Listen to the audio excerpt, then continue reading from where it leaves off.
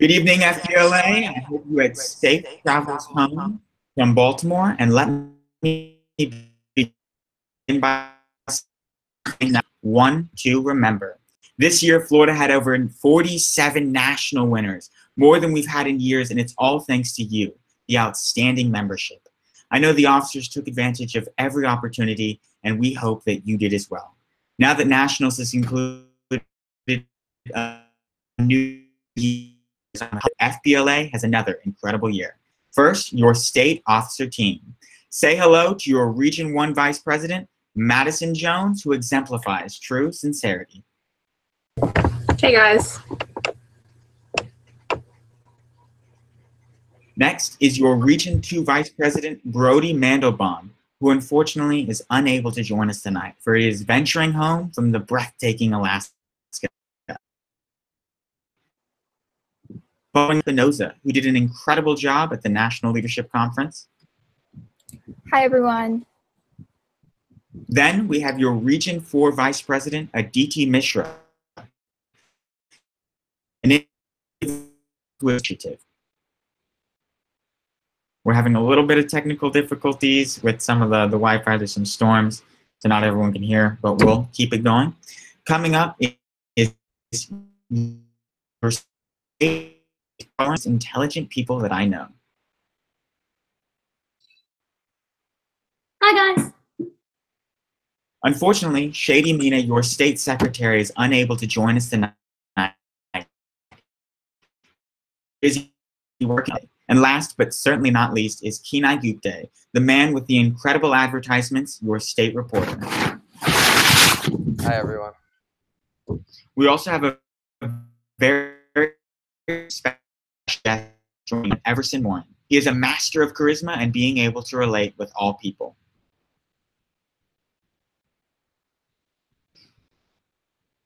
Everson, you're muted.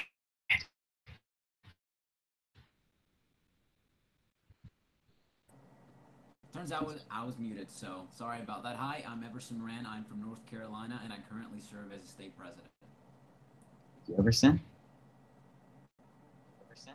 What's up? Everson will be speaking on some important details later today.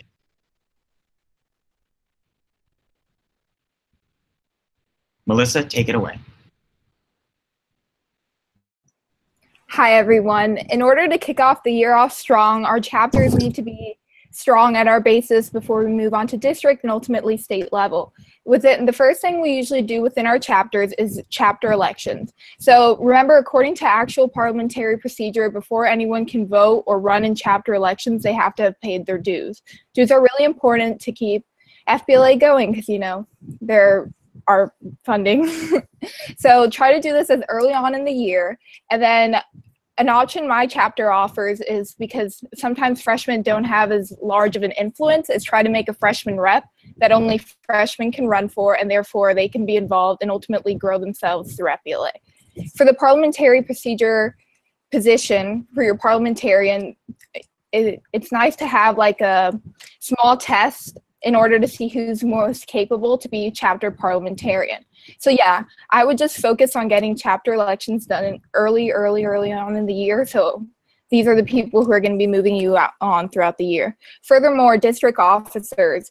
If you do a district officer training, which I highly recommend, try to do that as early as September or October. This is an opportunity where you have all the officers in your district together in one place, and therefore you can get out every message you need and can be united as a district. Because ultimately that's how we grow our regions, especially our region, which is particularly small. Furthermore, and likewise, fall conference is also early on in the year. It is November. So we need to get that done early. You need to talk to your advisors about getting the paperwork in, because like around October, a month before, the paperwork will all be released by Mrs. Jones, obviously. You need to start getting ready to do your funding and to be able to come, because fall conference is a really good opportunity to plug into everything we have to offer you guys this year. Thank you. Thank you, Melissa. Fantastic job. Now on to Kenai with some recruitment tips for the beginning of the year. All right, guys. So recruitment is one of the biggest things when trying to grow your chapter. And, you know, it helps everyone. It grows your chapter, it grows the district, it grows the state, and overall FBLA. So for that, we have three tips, and we'll come out with more recruitment tips as the year progresses and we get closer to August and October. So first off, the freshman letter. As a chapter or chapter officer team, you can compose a letter that you send out to freshmen by going to your front office or front desk or wherever school administrators may be to find a list of freshmen and sending it to their homeroom or first period or whatever, basically outlining what FBLA is, how to join FBLA, and where they can find out more information. What's great with the freshman letter is you can conjunction it with a freshman orientation meeting, kind of like a party, where you show off what FBLA is, all those things, show off the think back videos, get them excited for FBLA, and really make them interested. Next up, we have holding a booth at any lunch times or school orientations. When you hold a booth, you hold like a table with a banner for FBLA, hold your trophies, your Tomorrow Business Leaders, magazines, all those to just show off FBLA, look really very put together, very professional. It looks very attractive in the eyes of parents and students. So they'll always go up to you asking, what is this club? How can I join? What will it do for my students? And finally, word of mouth. You know, over the past few years as a chapter officers, I've really tried to employ this at the local level by just going up to different members and different students that I can find who aren't in FBLA and just telling them, having a conversation, finding out more about them, becoming their friend, and eventually pushing them to join FBLA and come to our chapter meetings and see what it's all about. You can have this as a requirement or some kind of competition with your chapter officers, so you can recruit the most amount of members, whatnot. But we like to do that at Middleton FBLA, and I'm sure it can work anywhere in Florida.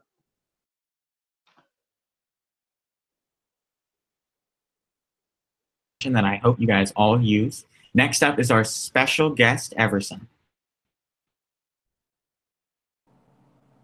Let me not be on mute this time. Like I said before, my name's Everson. I'm currently serving as the state president for North Carolina. Just a quick recap of what's been going on the past year. I'm proud to say that for my state personally, North Carolina has truly advanced in its efforts to what we set to do was pursue excellence within our state. We've increased our membership and our involvement, and that's something that is going to remain key to the success of this year, not just in our state, but across the country. One thing that the whole nation, states need to work on is the retention of students. So how do you retain students? Well, first of all, you know that cheesy thing that you fell for when you were a freshman, snacks. Particularly, that was my thing. I love to be drawn in by recruitment when they told me, hey, we have a guest, but we're also going to have something for you, like you're a part already, even though you're not a member. So cheesy stuff like that, making them feel like they're already part of the organization, even though, you're trying to pursue them as members. So with that, that's going to be important to retention and making sure that students are involved, making sure that they stay in through competitions, excelling at them, and making sure, the potential for it. They can win money at a national level. So make sure you stress the benefits of FBLA in order to retain students. Something else, just recapping the National Leadership Conference. If you were there, I hope you had a great time. I know I personally did. That's where I got to meet the fantastic Zach. That's how I happen to be on here today. Besides not just meeting people like Zach, I met individuals who were not officers, and they're truly in love with this organization. That's something that we need to pass on to the members that we have within our own state, and something that I hope to do. A way they do that is pretty much through social media. Social media engagement is something that officers are going to have to really stay on top of. They have to be consistent. They have to make sure that they spread the word, what's going on, updates, funny things, funny quotes, while maintaining that professional image, making sure that students are aware that these officers are not just elected in March and they don't see them again until next March, in my case, for example. You have to maintain that persistence, making sure that they're aware of what's going on. Something else is during the National Leadership Conference, the connections you made, use them. I personally needed to work on a recruitment guide, and Zachary, I asked him, hey, I'm not the most knowledgeable person in this area. How can you help me out? So use the connections that you have for the investment of your state, your local chapters, and etc. For me, I just tell you, there are a lot of good things that are coming up in the next year. We have the ability to create, lead, inspire, and as long as you're willing to stay consistent and willing to achieve the goals that you're setting for this year, I'm pretty sure this is going to be a great year for everyone.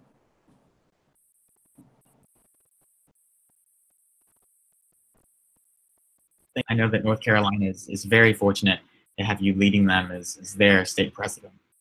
Next up, we'll have Aditi.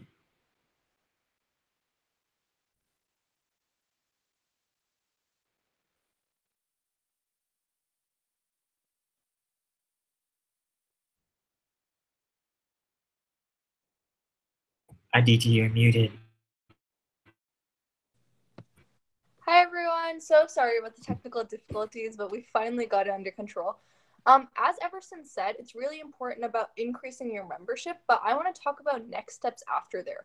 So after increasing your membership, you really can't just leave it at that, right? So to ensure that your chapter is like efficiently informed and participating, you want to create like a chain of command and a communication line to make sure that everything that Everson said as like a state president, we need to start implementing, right? So like at my school, Celia King High School, we use a server where we post grades, EDSB, in order to keep members in the loop. And I see that a lot of other chapters do that as well. But what we've seen, the reason why this is so important in the first place is because on a larger scale, the state officer team has realized that when people aren't getting the information that they need, it's that much harder for them to be successful. Because without the resources and whatever you need to be necessary to succeed, you can't really expect to succeed without that, right? So, of course, your state officers are working hard to make sure that your chapter and district presidents and advisors are receiving the necessary materials to help all of you succeed. But don't forget that much of that information that you need is already posted on either the Florida or national website. So before anything, before even school starts, you can start by helping yourself. See, like getting your chapter organized is something that you can do once school starts. But as of for right now, you can always start by looking at competition and seeing what you did wrong maybe to see what you can do better next year. Getting your chapter organized takes a lot of work, but it's definitely necessary. For the state, we even took a couple of days out to plan out what we want to do for the entire state. So I recommend that you guys do the exact same thing and create a type of program of work in order to figure out what you want to accomplish this year. So this goes for like planning events and like creating a program of work, as I said, and making a plan on how to succeed. And individually, as I said, you can start preparation on your competition, which you can reference the FBLA PBL website for. And for more information, you may even want to decide to run for a local or district or state office. So, of course, you want to make sure that you have the right information from your advisors and then go choose a competition where you feel comfortable. And if you can help other people while doing that, that's even better. And that's what I mean by running for local elections. Of course, this is also a great time to start planning charitable events that can link back to our state project, which is Feeding Florida. And this can be done by food drives or donations or even volunteering. Because Feeding Florida is so vast, there's a lot of ways that we can be helping them. And we can do it through our community and our chapter outreaches, which also helps us engage our members. So anything really does help. And it's a great way to show members what FBLA is really about. And with that, I'm going to pass it to Indu to talk more about our service projects. Hi guys, I'm Indu. I'm also from Middleton High School. And service projects. As Aditi said, our state service project is Feeding Florida.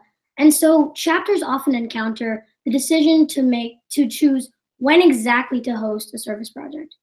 And so let's imagine that a chapter just recruited 10 new members and familiarized them with FBLA.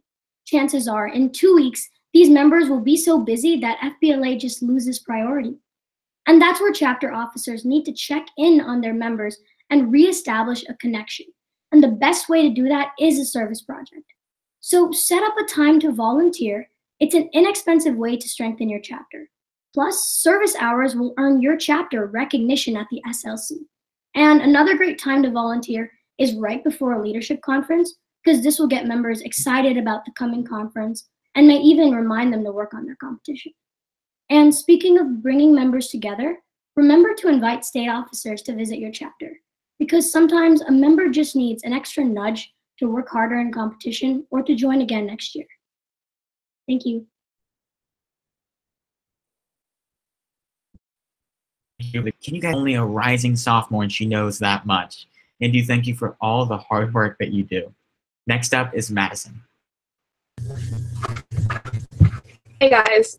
So as the new school year starts back, all the FBLA chapters are going to be busy recruiting new members. And as Kenai said, That's very important. And coming from a small school of Bethlehem, we have only about 30 members in our chapter, and we always have a tough time trying to find new people to join our club. And I believe one of our key issues is that a lot of the students don't really know what FBLA is or the benefits of joining. So one way you can increase your membership is by making your student body aware and basically just creating an FBLA awareness around your school to show them what this amazing organization is all about. And tell and also show people how much fun FBLA really is and talk about how exciting our conferences are, but also make them aware that we work really hard to get there. And after the recruiting process, it's all about getting your new members to stay active within the club. You don't want any ghost members that are just there for the fun stuff and don't attend meetings or practices. And show them that competition can be fun and an effective way to express themselves. Make your new members feel like they are part of the FBLA family. Coming from such a small chapter, it always felt like we were just one big family, and we were always there to give each other inspiration and confidence while competing. And we always just had each other's back. This is one of the main reasons I stayed active in FBLA, because when you have those support systems, you just feel like you're wanted in the club. Every member should feel this way. In bigger chapters, this might be a little harder for you because you have so many members and it's harder to connect with everyone. So come up with something everyone can participate in, such as team building activities and icebreaker games to get to know each other. And while recruiting new members is one of the hardest parts, it's also one of my favorite things to do, because FBLA has changed my life and I would love for it to have that impact on other people as well. And who knows, maybe someone you recruit could be the next Florida FBLA president or secretary. I wish you all the best of luck within growing your chapters. Thank you, Madison, for that insightful information. We'll now round things up for the main portion of our webinar with some notes on the connections you've made at nationals and making sure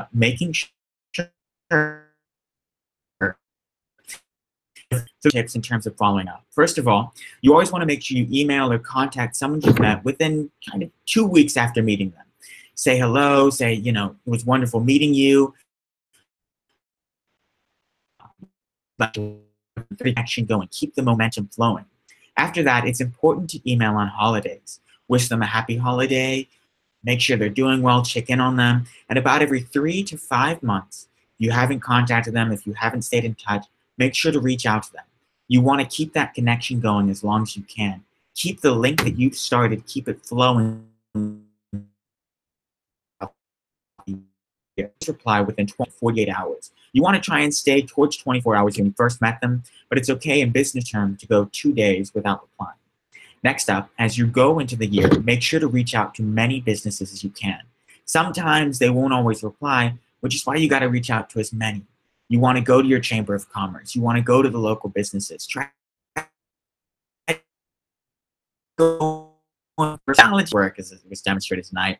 So you want to try and use that personal connection, use that human connection. You know, this entire year I got to work with Everson on the Southern Region Council, but we hadn't really met until nationals in person. And it was so different getting to meet him in person instead of being over the phone. It's like you take these wonderful people and you're finally getting in the real world. Go set up meetings with your chapters. Try to set up visits. Try to get to know as many people as you can, because that's the biggest part, is meeting people and connecting, getting to know them for who they are and letting them see who you are. I can't wait to see how you guys connect this upcoming year. Now we'll go ahead and move along to our little Q&A portion where you can ask any you have. So we'll go ahead and give you a minute and check and see what questions you guys have.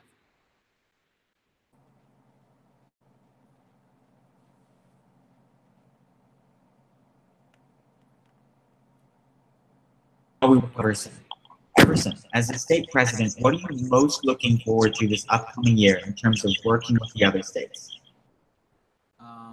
So if I'm correct, I couldn't hear you that well, but what I look forward to as in the upcoming year with working with other states, is that correct?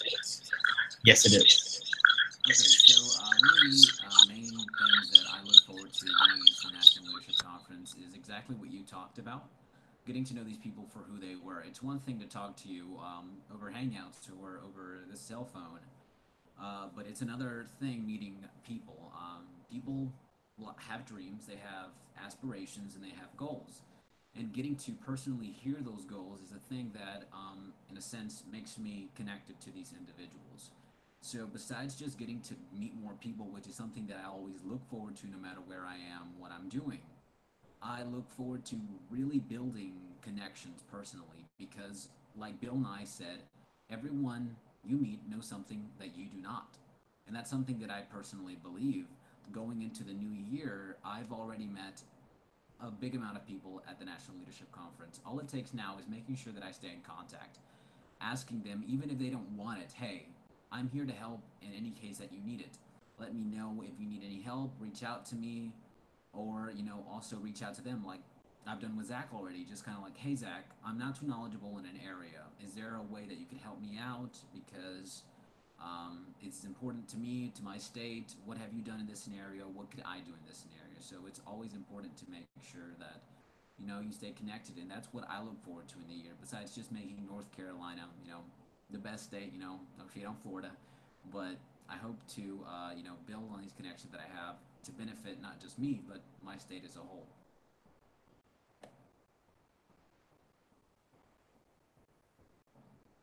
Insightful and very helpful in relationships overall. Okay, so our first question is from Rashad. From professionals and so wonderful guy overall. His question is, how can you leverage social media to increase membership? So actually, to get us started, so Aditi, would you like to take it away?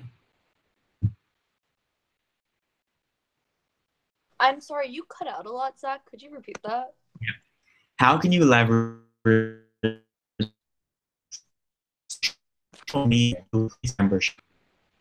Okay, so if I understand you correctly, you're talking about social media used to increase membership, and like as someone who like personally like dabbles in social media a lot, I've seen that like it allows your outreach, like the more you post, and not being more of like an obnoxious source of information, but really just one that's like reaching out to the people who really need it. So what I see is that when you make posts, like just like handing out information about like things like this, like webinars or conferences, it really allows people to use what they need necessary and then not to bother them with other information. Because what I see is that when you're using social media, you do have to be kind of careful about it because of course it's because it's so new. It's harder for it to become like a medium for us to use professionally at the same time. So like personally, I use Instagram the most in order to communicate with the members. And then this also allows people to ask you directly for questions. Like I've had people like inbox me and be like, can you please tell me like what you've done for your chapter or something like that. So not only does it give you like a way to contact people that you need help from, but it also allows you to be that same contact for someone else. Like when you do this and you allow that like network of like connection with other people, of course you're only going to see like a flourishing in that relationship. And of course, like when you use social media like that, it also allows you to put a certain image out of your like of yourself towards the community, and then from there you can always build credibility, and then becoming a credible source of information, especially on social media, is something that's like of course valued. So once you do that, you can always push that and help show why the organization that you're a part of is just as credible as your image. I hope that answers the question. Thank you, Aditi. I think you did a great job answering the question. Would anybody else like to add anything before we keep moving forward? No? Okay. The next question is from Jay. How typically been? B. I've been in 2 chapters and they're typically just 10 to 20 minutes, but not many activities have been done in the past. So would anyone like to go ahead and kickstart this question? So, Jade, typically Okay. chapter. I'm sorry? Oh, well, typically chapter meetings should last as long as they need to. Some days you're not going to have as much information, so they might last only 10 to 20 minutes. But sometimes, especially at the beginning of the year, and as we get closer to conferences, you're going to have a lot more information to give out, so it might last 30 minutes to an hour. Typically, Middleton FBLA will host an hour, and as long as information needs, we'll take it. So if the information is 10 minutes, we'll do 10 minutes, and we'll break out into our practice for competitions. Or if the information's hefty and it's a lot, we'll take 40 to 45 minutes and whatnot. As far as activities goes, that should just be all planned in your chapter. If you want to have icebreakers, if you're a smaller chapter, go for it. Include that. Last longer. Of course, if you have a bigger chapter and you want to do some kind of community cleanup, you have to plan for that. It could be an hour, 2 hours, whatever you'd like. Thank you, Kenai. Would anyone else like to add to this question? Okay, I'll go ahead and add to it as well. Just kind of hold our meetings differently. So we don't have necessarily one set meeting, but we attempt to rotate it based off what we're talking about. If it's solely informational, then it's about 20 minutes. You get the information out and you let the members get going. But we also have meetings in the mornings as catch-up, which are a little bit shorter, but for the members who can't necessarily attend, say they have we hope to ensure that they are able to still participate in the wonderful organization that is FBLA. Finally, we also have meetings that are a little bit longer. They're an hour long, and we have different icebreakers, different activities where you can bond and get to know the other member within your is Sophia, I'm sorry, I can't pronounce your last name, and I don't want to butcher it, but what main social media platforms are best to keep members updated?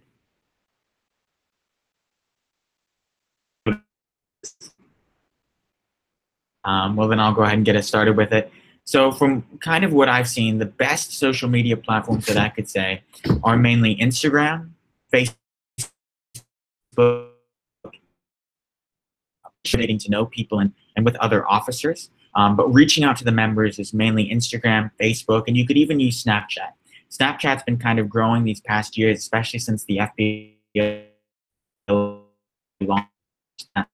As you can see, there are many different ways on Instagram, especially, to launch different social media initiatives. So our new national president, Muriel Wang, had an amazing social media initiative known as 60 Second Sunday and FBLA Connects. These two things were incredible ways to really get out and reach out to the members, and they were all pushed for through Instagram. Another person who did a wonderful job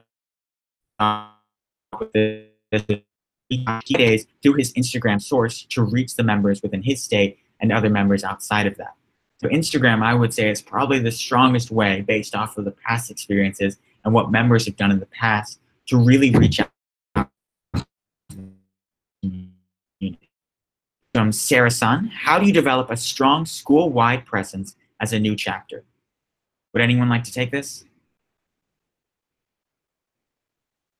Yeah, I got it. So, pretty much I've also faced a similar problem. I want to create that type of presence at my school, but being at a bigger school, it's kind of easier for me to do that as well. But if you are a new chapter, what I would encourage you to do is advertise as much as you can, and of course talk to specific people about this. When you tell them about the benefits of FBLA and it's a one-on-one communication, it's that much easier to persuade them and tell them oh, this is such an amazing organization, you just absolutely need to join. Of course, the more people you get to join, that's how much your chapter is going to grow, and that's how much by mouth it's just going to expand. What I also see is that once you get an advisor who's heavily involved with you, you can also ask them to push this agenda to their own students and be oh, this is the club that I'm starting, and I would really love if you guys would join with us. And of course, we can go back to the social media thing, but as a new chapter, of course, it's harder to even gain followers to give information out to. So personally, I would tell you to just talk to certain people and make sure that you're advertising with maybe flyers and by mouth to mouth communication rather, instead of social media, because it would be that much better if it's personal and allowing people to get that firsthand personal connection with FBLA. Because if you want to create a strong school-wide presence, you need to also be able to create that strong membership base. And then from there, if you start showing signs of success, that means that next year more people will join. So you can get a smaller amount of people in the beginning, and then when you get more success, it'll just naturally draw more people towards the organization. Thank you, Aditi. Melissa? Yes, I would just like to agree with Aditi because FBLA is a co-curricular organization. So I think having your advisors and teachers that may be involved in your finance or business academies within your school will give you a strong position, and then they advertise it to their students because they want to see it succeed. And then you have the teachers on your side rooting for FBLA. Thank you. Thank you, Melissa. One more point that I'd like to add in terms of really getting kick-started at your school is make friends with the administration. Try to go to opportunities. If your school's big on basketball, big on soccer, big on lacrosse, big on any type of sport, try to get involved. Try to set up booths at the events and really push to your administration the benefits that FBLA can bring. By being a co-curricular can help out in terms of working with your workforce management as well as the Department of Education within your district. By showing these benefits, and more likely to push the organization to the members. Our next question is, what advice can you give about running for district? Take this. Yeah, I don't mind. Sorry. But yeah, I actually love running for district office. I think it was a really great way of taking a little bit more leadership than usual, but also by like you know, just staying in a local area and being able to still connect with the chapters within it. Personally, what I did is I think the best thing for you to do is talk to individual members. Yeah, I always think that the like personal communication is always going to be best. Like what I did is at my district leadership conference, I would go and I would talk to every single table there, and I would ask them what they were doing, what they wanted from FBLA, and how we could help achieve that. Of course, you want to prove that you're a worthy candidate to them, and you can do that through your actions. You can do that through taking like initiative within your own chapter, because that will always be recognized. When you do your BAAs, of course, you're going to be recognized at your local award ceremony. And then by doing this, it just shows that you're a leader. Acting as a leader, of course, it's first going to show when you like treat yourself as one and you like dress as one and you just create that image of being a leader. And then when you do that, people just naturally start to trust you. Of course, you need to create like a great platform. Figure out what you want to do for your district, what's not the best about it, and what you want to improve, what you want to introduce. If like you think that there's genuinely a problem with something, you should of course address that, because there's probably a lot of people who think the same thing. So when you're doing this, especially for district office, because a lot of people really do care about district office, you just want to make sure that you're doing what the members want you to do, and you want to connect with them firsthand, which is, I always think, is the best way for you to get elected into office. Thank you, Aditi. I'll go ahead and carry that over as well to the next part. In terms of district office, some areas that is, no matter how it's run, make sure to be genuine and honest. Really get to know the person. And don't just start talking about you or start talking about your platform. Ask them about them. I know one of the biggest things that Emerson did, he can probably is to know everyone. The one thing I noticed is he asked them about them. He got to know the other person first, and by him doing that, that's wonderful. Emerson, would you like to keep going?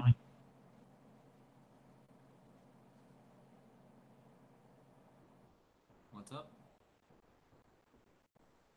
Just kind of leading off of how you get to meet people and really talk to people when you were running for.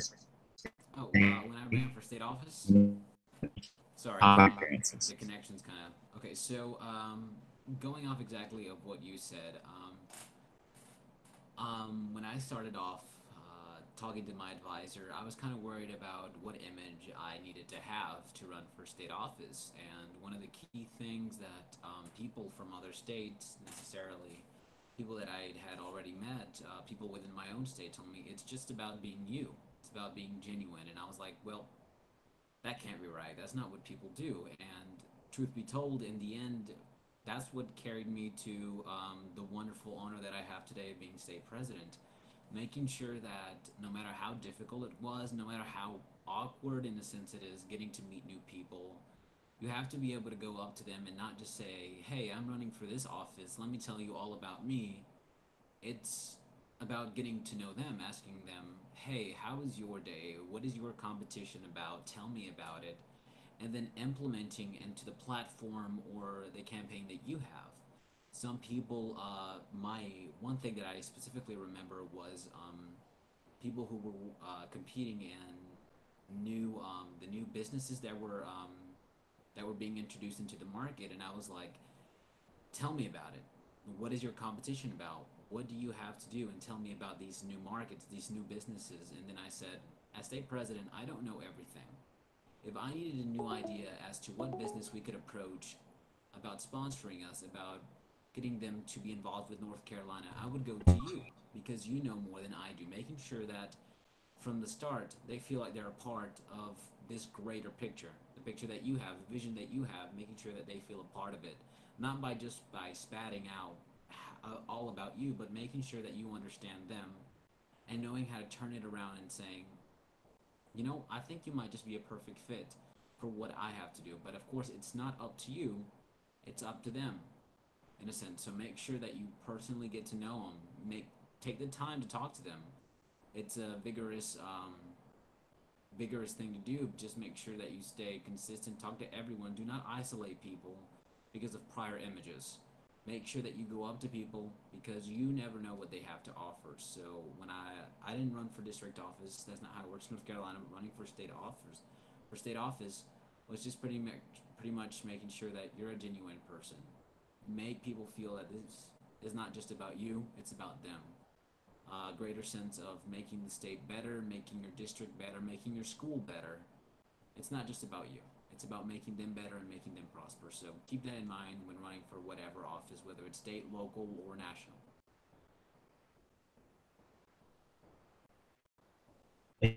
You have race. And with that, we will actually be concluding the webinar tonight. That's all the time we've got. I want to thank you all for joining us, even though we had a little bit of information on this. Remember to tune in on August 14 at the same time to join us on our next webinar. We'll be having some special guests, such as the members, some of the state officers from Pennsylvania, and potentially Logan Dubb, the Pennsylvania state president. One last thank you to our phenomenal line is very lucky to be moving forward with him as their state president. If you ever need anything, remember, your officers are here to help. Have a wonderful night, and we hope this webinar helped you to prepare for the other. See you later.